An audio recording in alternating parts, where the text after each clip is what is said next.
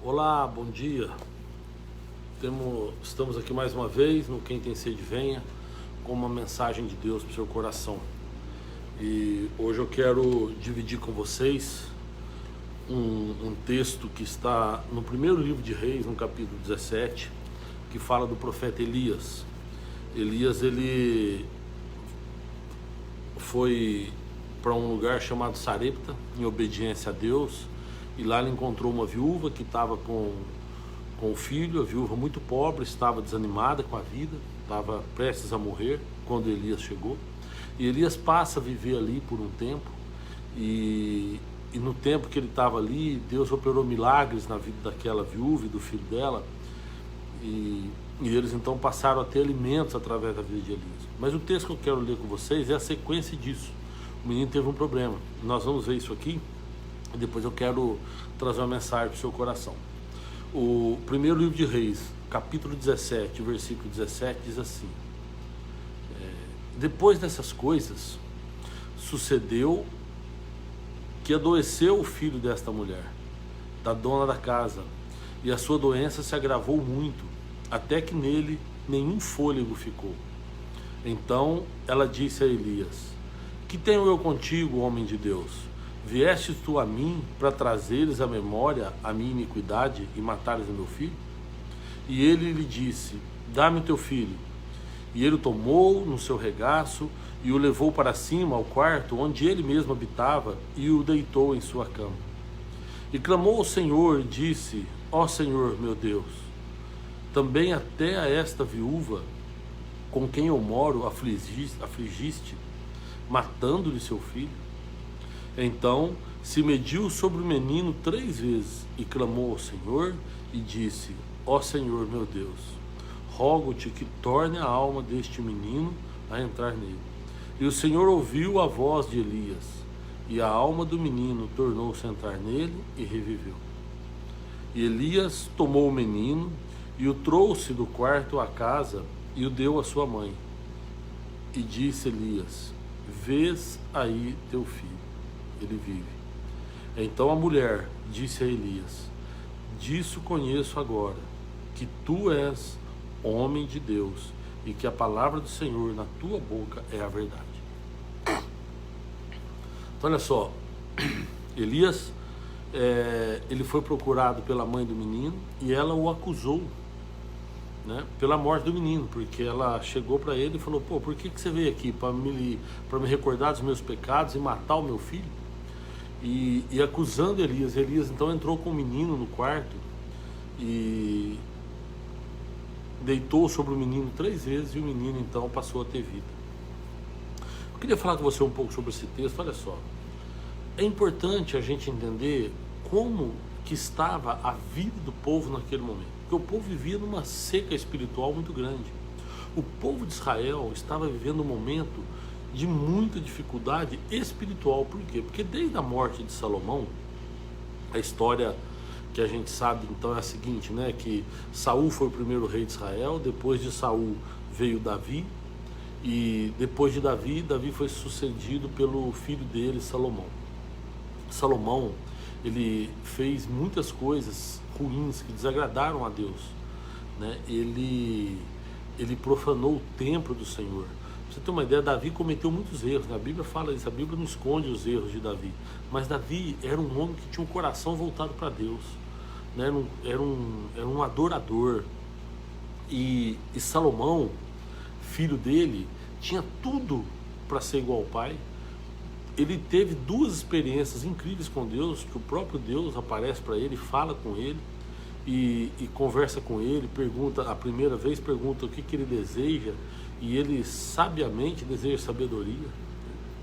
Mas no final da vida de Salomão, ele foi procurando mulheres de outras nações, casando com mulheres de outras nações, e traziam junto com as mulheres a cultura religiosa que elas tinham. Então ele passou a dedicar a outros deuses que não era o Deus de Israel, né? Então Baal, Aserá, Asef, vários reis, Moloque, todas as mulheres que adoravam deuses diferentes, casavam-se com Salomão, e Salomão permitia não só que elas viessem com seus deuses, mas que também ele fazia altares de adoração para esses deuses. E isso, ele fere o maior dos mandamentos, que é a gente amar a Deus sobre todas as coisas, amar a Deus de todo o coração, e depois para a gente não ter outros deuses diante de nós. Enfim, isso fez com que o reino fosse dividido. Isso Deus prometeu para Salomão e depois cumpriu, que depois da morte de Salomão, o filho dele ficou com uma parte do reino, mas veio também Jeroboão, que não era filho dele, era um dos servos que tinha tido atrito com ele, inclusive, que estava fugido de Israel, veio e ele tomou a maior parte. Junto com Jeroboão foram 10 tribos que o acompanharam, e Roboão, que era o filho de Salomão, foi acompanhado por 2 tribos, foi Judá e Benjamim.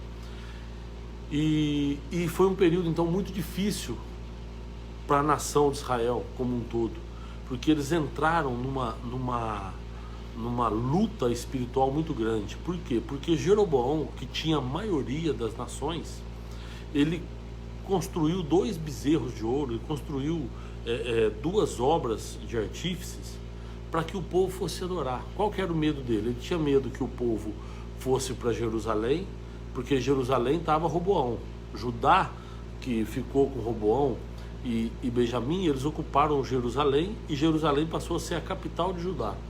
E Samaria, né, que era, depois veio a ser a capital de Israel, né, mas antes o Jeroboão, ele tinha preocupação que o povo fosse adorar em Jerusalém, no templo, e chegando lá eles pudessem ceder da parte de Deus, da parte da fé, e começar a seguir Roboão. Então o que ele fez? Ele construiu 2 bezerros de ouro, aqui a partir do capítulo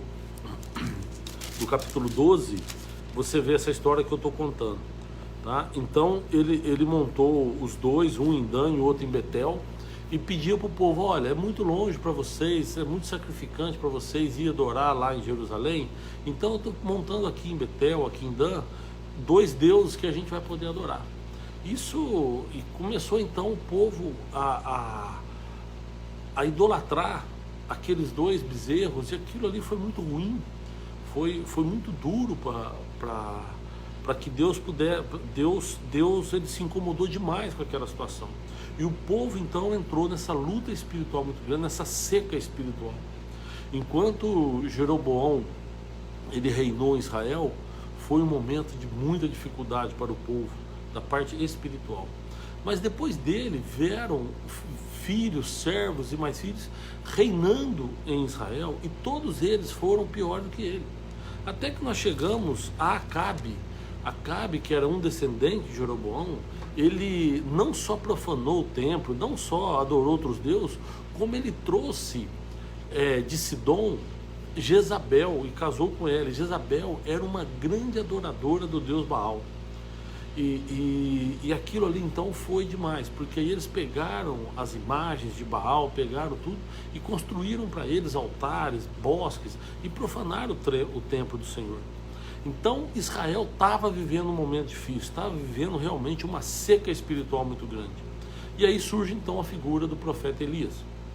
Elias ele aparece no capítulo 17 da Bíblia Sagrada, Deus chamando ele ao lado e falando para ele o seguinte: olha, você vai sair daqui porque vai ficar sem chuva durante 3 anos aqui na terra de Israel. Durante muito tempo não vai chover aqui. Eles estavam sem a chuva espiritual, eles estavam afastados de Deus espiritualmente e não reconheciam. Para eles estava tudo certo, para eles estava tudo bem. Então Deus chamou Elias e falou: agora eu vou mandar uma seca visível, eu vou mandar uma seca que eles vão ficar sem chuva, para eles sentir na pele o que está acontecendo com eles espiritualmente, que eles não conseguem perceber. E aí então Deus cerra os céus e não manda mais chuva durante 3 anos. Aqui eu quero dar uma paradinha e falar com você o seguinte: muitas vezes nós vivemos momentos difíceis, muitas vezes nós vivemos uma seca espiritual muito grande, e a gente às vezes não percebe. A gente entra numa luta, numa batalha, mas a gente acha que está tudo certo, a gente acha que tem alguma coisa acontecendo de errado, mas nunca imagina que somos nós que estamos nos afastando de Deus. E a vida então começa a dar voltas e as coisas começam a não ficar boas, né? Não estou falando nem de bens materiais, de prosperidade ou de lutas que a gente mesmo se coloca nelas, né? Então, por exemplo, você ganha, sei lá, R$1.000 por mês, mas gasta 2, você entra numa dívida. Isso daí não é uma luta espiritual, isso é uma coisa que você precisa realmente sentar e entender que o que a gente precisa gastar é dentro daquilo que a gente ganha, né? Então não podemos culpar a Deus por erros que a gente comete, né? O que eu estou dizendo é o seguinte, é que quando a gente se afasta de Deus, as coisas começam, a luta começa a ser mais difícil para nós, né? O que eu falo é o seguinte, já que eu dei o exemplo da dívida, né? Quando você está com Deus ou quando você está sem Deus, a diferença é como você vai passar por aquele momento, né? Deus te dá uma graça e você consegue superar emocionalmente, fisicamente inclusive, problemas que se você estiver afastado dele, as coisas pioram, né? Quando a gente está passando por lutas e ainda não tem a proximidade de Deus, porque Deus ele acalma o nosso coração, Deus ele nos dá entendimento para que a gente possa realmente viver de forma mais serena, mas conosco mesmo, sabe, espiritualmente falando. E quando a gente começa a fazer erros e a gente não percebe, acha que está tudo certo, você começa a cometer pecados e acha que aquilo ali é normal. A gente começa a fazer coisas erradas e não percebe. É sinal que a gente não tem o Espírito Santo com a gente, é sinal que nós não estamos ligados com Deus através do Santo Espírito. Porque o próprio Cristo falou que ele iria e que ia mandar um novo Consolador, que é aquele que convence o homem do pecado. Então quando você faz alguma coisa errada, o Espírito Santo vem e te convence que aquilo está errado. A gente sente uma culpa na hora, né? Às vezes a pessoa pergunta para mim, isso é pecado, isso não é pecado. O pecado para você, toda vez que você faz uma coisa e que você sente na hora uma culpa, é pecado. Se gerou uma dúvida no seu coração, será que isso é pecado?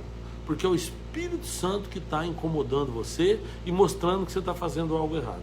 Agora, quando você perde esse poder, quando você perde essa comunhão com o Espírito Santo e você faz algo errado e você não é incomodado com aquilo, é sinal que o Espírito Santo não está mais te convencendo. É sinal que você entrou numa seca espiritual, né? E é uma coisa assim que acontece demais com a gente fazer coisa errada. Por quê? Porque o Espírito Santo ele vai com a gente até um certo momento. Você comete um erro, ele fala, você está errado. Você comete o mesmo erro, ele fala, você está errado.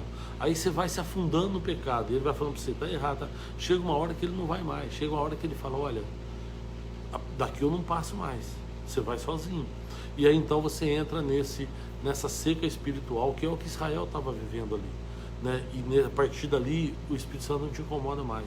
Então você passa a agir de forma errada sem se incomodar. Isso é a pior coisa que existe para o ser humano, é o ser humano se afastar da glória de Deus.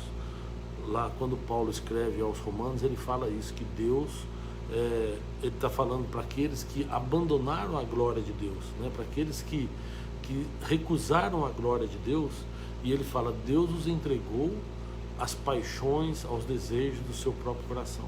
Não tem coisa pior do que quando a gente é entregue aos desejos do nosso coração, porque nós temos um coração pecaminoso, um coração fraudulento, é uma coisa impressionante. Então nós precisamos aprender que nós precisamos estar com o nosso coração ligado em Deus.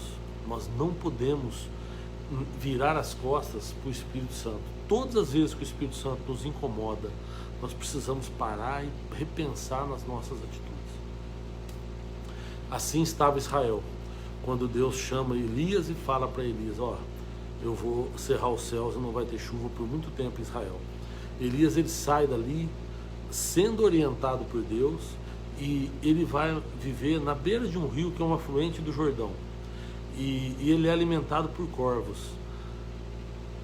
Um pouco tempo depois parou a chuva, né, e não estava chovendo mais. Aquele ribeirão onde Elias estava vivendo lá dele secou, e Deus chamou Elias e falou, olha, você vai sair daqui agora e você vai para Sarepta, e aí lá você vai conhecer uma viúva e ela vai te sustentar. Então Elias, em obediência a Deus, vai para Sarepta, e lá em Sarepta, na terra ali de Sidom, né? E lá em Sarepta e olha só, é a terra de Jezabel, olha que coisa interessante, né? Da onde Jezabel tinha saído, né? Deus manda Elias para lá, e aí ele conhece essa viúva.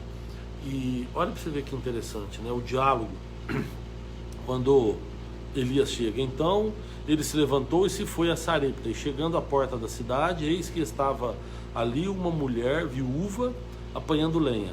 E ele a chamou e lhe disse: traze-me, peço-te, uma vasilha, um pouco de água que eu beba. E indo ela a buscá-la, ele a chamou e lhe disse: traze-me agora também um bocado de pão na tua mão para que eu coma. Porém ela disse: vive o Senhor teu Deus, que nem um bolo eu tenho, senão somente um punhado de farinha numa panela e um pouco de azeite na botija. E vês aqui, apanhei 2 cavacos e vou prepará-lo para mim e para o meu filho, para que comamos e morramos. Olha a situação da mulher. Elias chega para ela, pede para ela um pedaço de pão e um pouco de água. E ela fala: olha, eu não tenho comida, eu tenho só um pouquinho de farinha na minha panela, um pouquinho de azeite na minha botija, e eu peguei aqui 2 gravetos e vou fazer fogo e vou fazer um pedacinho de bolo para eu comer, para o meu filho comer, e aí depois a gente vai morrer. Olha a angústia que essa mulher estava, faminta, sem a menor esperança. Olha, nós podemos perder muita coisa, mas a esperança nós não podemos perder, porque a esperança está ligada à fé. O que gera fé em nós é a esperança, é a gente esperar algo que está por vir, né? Hebreus 11, né? Que a fé é o firme fundamento das coisas que se esperam. A esperança é algo que nós não podemos perder. Tem uma brincadeira que o pessoal fala que o homem pode ficar alguns dias sem comida, algumas horas sem água, alguns minutos sem respirar, mas não pode ficar um segundo sequer sem ter esperança. Nós precisamos ter esperança. Essa mulher estava sem esperança, ela já não tinha mais esperança de nada. Ela ia comer e depois ia morrer.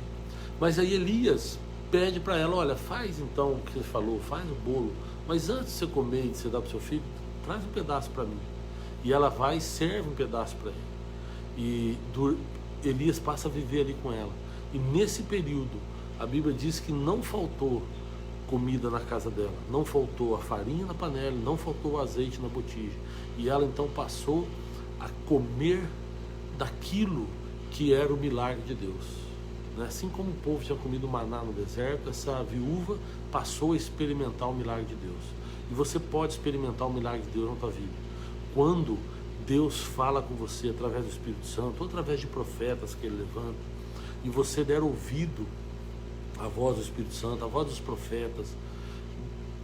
Deus passa a operar milagres, você passa a viver debaixo do milagre de Deus. O milagre do Senhor passa a sustentar a gente. E foi o que aconteceu com essa viúva aqui, até que chegou no texto que nós lemos aqui no começo. O filho dela passou mal, morreu, e ela foi culpar Elias. Agora olha para você ver que situação que ela estava quando Elias chegou. Ela estava totalmente desesperançosa e totalmente entregue à morte. Ela falou: olha, nós vamos comer um bolo aqui cada um e nós vamos morrer. Então ela já estava numa situação muito difícil quando Elias chegou. E aí agora, como através de Elias Deus já tinha operado milagres, voltou a esperança nela. E quando volta a esperança nela e o filho morre, ela vai culpar o profeta. Então a palavra de Deus que eu quero deixar para você nesta manhã é que eu não sei como é que está a sua vida, eu não sei como é que estava a sua vida antes de você conhecer a Cristo, se é que você já o conhece. Então, se você já o conhece, como é que estava a sua vida antes de você conhecê-lo? Ou se você ainda não o conhece, como é que está a sua vida? Será que não vale a pena você dar uma chance e deixar Deus agir um pouquinho na tua vida? A grande questão é que a gente estava com um problema terrível, num lamaçal de pecado, numa vida totalmente desregrada, desregulada, entregue às paixões do mundo, entregue aos desejos do nosso coração e totalmente afastado de Deus. Ou seja, nós vivíamos numa seca espiritual como Israel estava vivendo. E aí um dia Deus mostra para nós que nós precisamos então se aproximar dele, nós precisamos nos aproximar dele. E aí então nós nos aproximamos do Senhor. E aí Deus opera milagres na nossa vida. Mas no menor problema, em qualquer coisa que aconteça, a gente quer culpar a Deus. Quantas pessoas estão culpando a Deus pela pandemia? Quantas pessoas estão culpando a Deus porque perdeu o emprego? Quantas pessoas estão culpando a Deus porque largou do marido ou largou da esposa? Quantas pessoas estão culpando a Deus por um problema com o filho, com a filha? Lembre-se de como você estava antes de você conhecer o Senhor. E Ele veio para te trazer paz, para operar milagres na tua vida. Nós precisamos entender isso. Se você continuar lendo aí o capítulo 18 do primeiro de Reis, você vai ver que depois Elias volta para Israel, orientado por Deus, e quando ele volta para lá, ele procura Acabe, desafia Acabe, desafia os profetas de Baal, cuja a Jezabel, a esposa de Acabe, seguia, e os profetas de Aserá, e ele desafia esses profetas, e depois ele pede para Deus, e Deus manda chuva sobre Israel. Ou seja, a hora que o povo reconhece que Elias é um homem de Deus, a hora que o povo reconhece que eles são totalmente dependentes de Deus e que eles estavam na seca espiritual, e agora eles conhecem a seca porque ficou mais de 3 anos sem chuva em Israel, eles estão sedentos, eles estão necessitados. Aí então eles passam a lembrar de Deus, e a partir dali vem a chuva, não só a chuva física, a chuva líquida no caso, né? Não só a água que cai do céu, mas vem também a chuva espiritual sobre a vida do povo. E nós precisamos entender isso, que você vai ver que Elias destruiu o profeta de Baal, depois ele destrói o templo lá feito para Baal e para Aserá. Nós precisamos aprender a confiar em Deus, a ter esperança em Deus, mas acima de tudo, lembrar de onde Deus nos tirou. Bom, e aí para encerrar eu vou ler para vocês aqui o que Paulo escreveu aos Efésios, que eu queria ler esse texto no começo, mas antes eu quis contar essa história, porque Jesus Cristo é aquele que nos dá vida, né? Então, depois eu queria pedir para você que está assistindo aí de outra cidade, se puder, na mensagem aí se escreve a cidade que você está, de onde você está falando, tá? Porque depois eu vejo aqui bastante gente de fora, mas aí já acabou, eu não consigo mais mandar um abraço para a cidade aí. Tá bom? Então, se você está assistindo aí, escreve aí só o nome da sua cidade para eu mandar um alô para vocês. No capítulo 2 de Efésios, Paulo escreveu assim, olha, eu vou ler o 2:1. E vos vivificou, estando vós mortos em ofensas e pecados, em que noutro tempo andaste segundo o curso deste mundo, segundo o príncipe das potestades do ar, do espírito que agora opera nos filhos da obediência, entre os quais todos nós também antes andávamos nos desejos da nossa carne, fazendo a vontade da carne e dos pensamentos. E éramos por natureza filhos da ira como os outros também. Mas Deus, que é riquíssimo em misericórdia, pelo seu muito amor com que nos amou, estando nós ainda mortos em nossas ofensas, nos vivificou juntamente com Cristo. Pela graça sois salvos. E nos ressuscitou juntamente com Ele e nos fez assentar nos lugares celestiais em Cristo Jesus. Então olha só, em outros tempos nós éramos também pecadores, em outros tempos nós andávamos na natureza dos filhos da ira, e nós fazíamos tudo errado, ou seja, nós estávamos vivendo para a morte. Outro tempo a gente estava, né, caminhando para a morte. Ele começa falando assim, ó, estando vós mortos em ofensas e pecados. Então nós vivemos um momento em que a gente estava no pecado, e aí Deus, com a sua infinita misericórdia, com o seu imenso amor, Ele nos vivificou em Cristo Jesus. Então hoje nós podemos viver para Cristo, e às vezes a gente se esquece de como a gente estava e acaba cedendo novamente aos desejos do nosso coração, porque ele fala aqui, ó, entre os quais nós também antes andávamos nos desejos da nossa carne, fazendo a vontade da carne e dos pensamentos. Nós precisamos evitar isso. O que nós precisamos é ver o que Deus quer de nós e fazermos a vontade de Deus, para que o milagre do Senhor continue operando em nós. Bom, então que Deus te abençoe poderosamente, e que você guarde essa mensagem no seu coração. Vamos orar? Eu queria lembrar as pessoas que estão enfermas aí. Tem tanta gente que eu conheço que está com dificuldade por causa do Covid, que está passando por lutas, as famílias. Eu queria, não vai dar para eu lembrar do nome de todos aqui, vou lembrar de alguns, né? Olha, tem a Betânia, o Amarildo, o seu Amaro, a Márcia, a esposa do João, né? O Flávio, a Silvia, a Fuji, né? O esposo da Carol. Nossa, é tanta gente que eu conheço que está passando por dificuldades aí com a questão da doença aí do corona.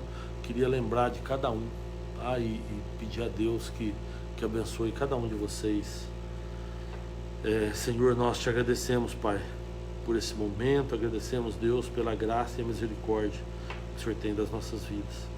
Pai, obrigado, Senhor, porque o teu amor nos alcançou, sendo nós ainda pecadores, sendo nós, Pai, do mal, sendo nós, ó Deus, injustos, e o seu Filho veio e morreu por nós. E a tua palavra nos ensina, Deus, que ele veio, morreu, mas ressuscitou, e na morte dele foi para que tenhamos vida e abundância. Então nós te agradecemos, Deus, por tamanho amor.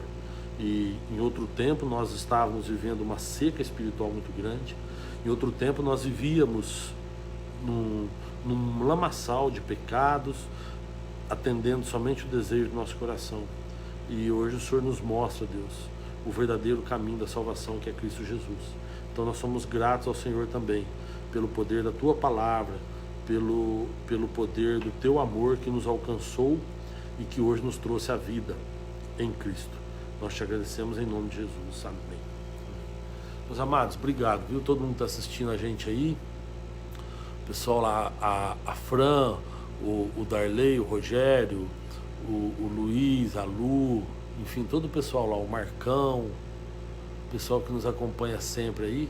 Deus abençoe, tá? Gi, Deus abençoe, Virgínia, você, o Kentaro, e eu já orei pela Silvia aqui, a Fran Silvinha, a Jane Mafuz, quem mais? A Ilma Araújo,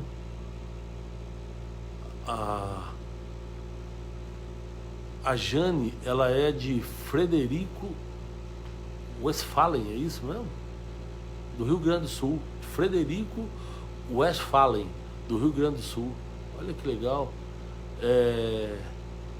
O Marcos Alexandre, que é do Rio de Janeiro, que Deus abençoe também aí. A Dalila, que é de Santa Bárbara do Sul. A Fran aqui de Campinas. A Tânia Palácio de Angra dos Reis, no Rio de Janeiro. O Jadson Patrick. A Jane, que eu já falei. A Márcia Prado Cunha, que é de Sete Lagoas, em Minas Gerais. Minas Gerais é minha terra, viu, gente? Eu nasci no sul de Minas, ali em Monte Belo. No sul de Minas, né? É a capital do sul de Minas, Monte Belo, tá? Fica perto ali de Guaxupé, de Muzambinho. E quem mais? A Sônia Rodrigues, que Deus te abençoe, viu, Sônia? Você, o Jorginho, o Vanderlei, que é lá de Monte Belo também, que nem eu, ó.